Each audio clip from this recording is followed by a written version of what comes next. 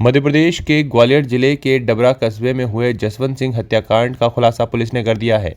हत्याकांड को अंजाम देने वाले बाइक सवार भी ट्रेस हो गए थे। दरअसल दो बाइक सवार बदमाशों ने गोली मारकर इस हत्याकांड को अंजाम दिया था और इस सनसनीखेज हत्याकांड का खुलासा डबरा और पंजाब पुलिस ने मिलकर किया है।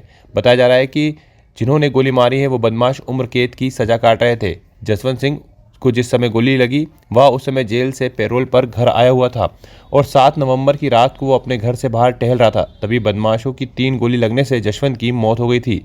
लेकिन हत्याकांड की ये पूरी वारदात यहां लगे सीसीटीवी कैमरे में कैद हो गई थी, जिसके बाद एक कड़ी जोड़ते हुए पुलिस ने इस पूरे हत्याकांड की गुत्थी को सुलझा दिया। पुलिस ने हत्याकांड को अंजाम देने वाले दोनों बदमाशों को भी पंजाब से गिरफ्तार कर लिया है। पुरानी रंजिश में किए गए हत्याकांड के तार कनाडा से लेकर ग्वालियर के डबरा और पंजाब तक जुड़े हुए हैं। देखिए, 7 तारीख को डबरा थाने में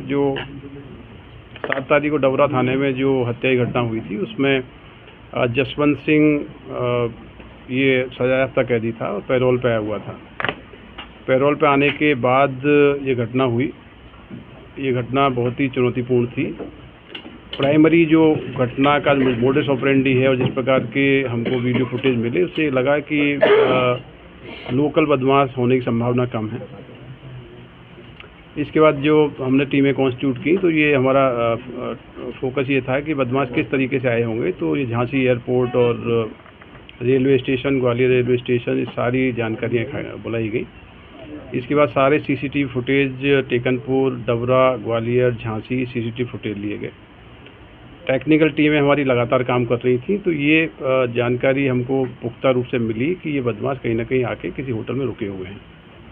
होटलों का सारा रिकॉर्ड चेक किया गया तो ये जानकारी मिली कि ये जो जिन बदमाशों ने घटना की है ये 7 तारीख को टेकनपुर के एक स्थानीय होटल में रुके थे। होटल की तलाशी ली गई। होटल की तलाशी के बाद बहुत ही अहम डॉक्यूमेंट्स हमको मिले। उन डॉक्यूमेंट्स का संबंध पंजाब से था। तो पंजाब पुलिस के संबंधित अधिकारियों से मेरी चर्चा हुई और सारा रिकॉर्ड उनको साझा किया गया। ये जानकारियाँ शेयर करने के बाद उनके द्वारा बताया गया कि जो इस घटना के सीसीटीवी फुटेज के जो बदमाश दिख रहे हैं और जो डॉक्यूमेंट्स हैं, ये बदमाश ऑलरेडी फरीदकोट डिस्ट्रिक्ट में वांटेड चल रहे हैं। फरीदकोट डिस्ट्रिक्ट में इनके द्वारा एक सेंसेशनल मर्डर का केस किया हुआ है, उसमें फ़रार है। तो ये पुष्ट हो गया था कि ये अपराधी जो डबरा में वारदात किए हैं ये पंजाब में भी फ़रार चल रहे हैं। यहाँ से जो डिटेल्स हमको मिले, टेक्निकल डिटेल्स मिले, वो लगातार हमने पंजाब पुलिस की जो स्पेशल सेल है उनके अधिकारियों को, जो संबंधित जिले के पुलिस अधीक्षक से उनको शेयर किए गए और ये लगातार हमारा कोऑर्डिनेशन पंजाब पुलिस के साथ में था। तो इस प्रकार से दोनों आरोपी जो इस घटना में शामिल हैं वो फरीदकोट डिस्ट्रिक्ट में अरेस्ट हो गए हैं।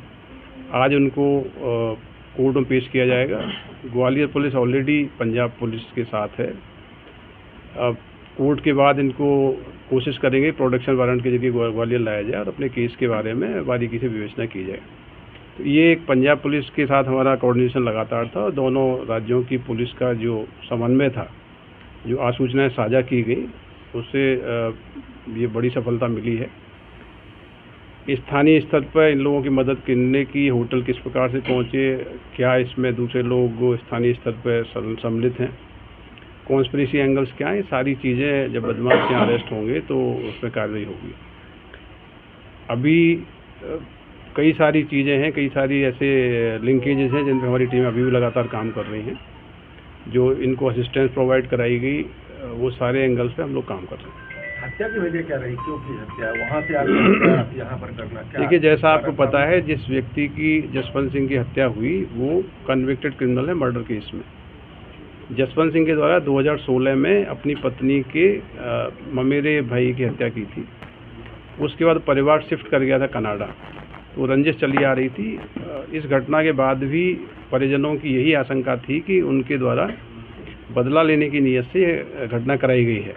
अभी तक जो हमारे पास विवेचना में लिंकेजेज आए, कनेक्शंस आए हैं, उसमें काफ़ी चीज़ें इस बात को प्रमाणित करती हैं कि जो पुरानी रंजिश थी उसके कारण ही ये घटना घटित हुई है। एविडेंस कलेक्शन चल रहा है और चीज़ें एस्टैब्लिश होंगी।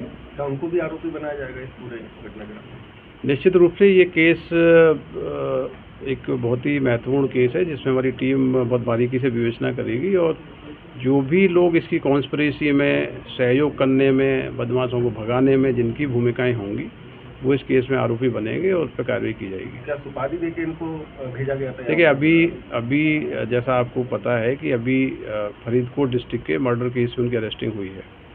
कोर्ट के सामने प्रोड्यूस करके वो भी अपनी इन्वेस्टिगेशन के लिए रिमांड मांगेंगे संभवतः। ग्वालियर पुलिस ऑलरेडी उनके साथ में है। हम भी प्रोडक्शन वारंट पर लेके आएंगे, तो एक बार वो यहाँ आएंगे, जब इन्वेस्टिगेशंस होगी और सारी चीज़ें कनेक्ट होंगी तो फिर एस्टैब्लिश होगा कि क्या एंगल था और किस प्रकार से पूरी वारदात को इसमें अंजाम दिया गया है।